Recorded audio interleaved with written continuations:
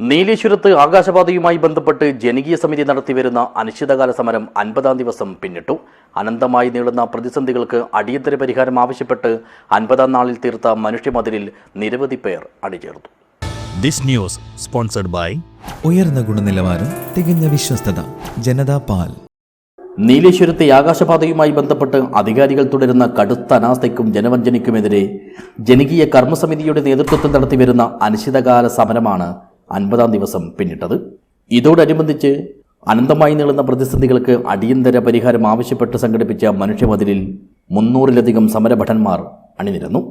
അർദ്ധശതം പിന്നിട്ട സമരത്തോടുള്ള സർക്കാരിൻ്റെയും അധികാരികളുടെയും മൗനത്തിനെതിരെയുള്ള അതിശക്തമായ താക്കീതായി ഈ പ്രതിഷേധം മാറി. ദിനംപ്രതി രൂക്ഷമായിക്കൊണ്ടിരിക്കുന്ന ഗതാഗതക്കുരുക്കും വർദ്ധിച്ചുവരുന്ന അപകടങ്ങളും നീലേശ്വരത്തെ സാധാരണക്കാരുടെ ജീവിതം പൂർണ്ണമായും ദുസ്സഹമാക്കിയിരിക്കുകയാണ്.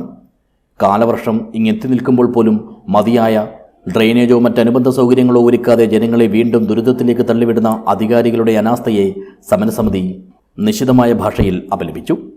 ആകാശപാത നിർമ്മാണവുമായി ബന്ധപ്പെട്ട അനിശ്ചിതത്വവും കെടുകാര്യസ്ഥതയും കാരണം വിദ്യാർത്ഥികളും പ്രായമായവരും ഉൾപ്പെടെയുള്ള കാൽനടയാത്രക്കാർ ജീവൻ പണയപ്പെടുത്തിയാണ് ഇപ്പോൾ ഇതുവഴി സഞ്ചരിക്കുന്നത്. മാസങ്ങളായി തുടരുന്ന ഈ അശാസ്ത്രീയമായ നിർമ്മാണ പ്രവർത്തനങ്ങൾ കാരണം ഈ മേഖലയിലെ വ്യാപാരികളും കടുത്ത സാമ്പത്തിക തകർച്ചയാണ് നേരിടുന്നത്.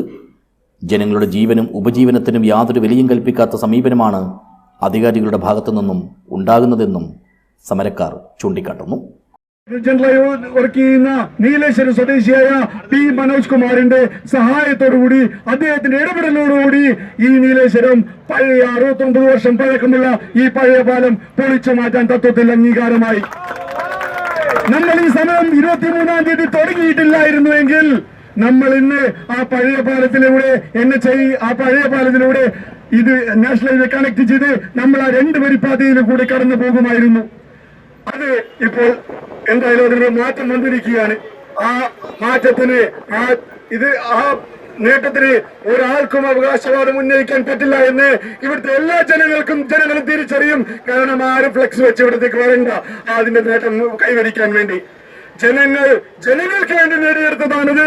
ജനങ്ങളുടെ വിജയമാണിത്. കേവലം വാഗ്ദാനങ്ങളിൽ മാത്രം ഒതുങ്ങുന്ന പ്രഖ്യാപനങ്ങൾ അവസാനിപ്പിച്ച് ജനങ്ങളുടെ സുരക്ഷ മുൻനിർത്തിയുള്ള പ്രായോഗിക പരിഹാരം ഉടനടി നടപ്പിലാക്കണമെന്നും സമരസമിതി ആവശ്യപ്പെടുന്നു.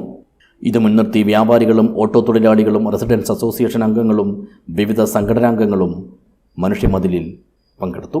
യാത്രാ സൗകര്യവും സുരക്ഷയും ഉറപ്പാക്കിക്കൊണ്ട് ആകാശപാത വിഷയം എത്രയും വേഗത്തിൽ പരിഹരിച്ചില്ലെങ്കിൽ വരും ദിവസങ്ങളിൽ ഭരണസ്ഥിരാകേന്ദ്രങ്ങളിലേക്കുൾപ്പെടെ സമരം വ്യാപിപ്പിക്കാനാണ് ജനകീയ സമരസമിതിയുടെ തീരുമാനം. 50 ദിവസം പിന്നിട്ട ഈ ജനകീയ പോരാട്ടം ഒരു കാരണവശാലും ലക്ഷ്യം കാണാതെ അവസാനിപ്പിക്കില്ലെന്നും ഈ ഒരു മനുഷ്യമതിൽ വരാനിരിക്കുന്ന അതിശക്തമായ പ്രക്ഷോഭങ്ങളുടെ മുന്നറിയിപ്പാണെന്നും ഭാരവാഹികൾ വ്യക്തമാക്കി. News bureau, Nileshwar.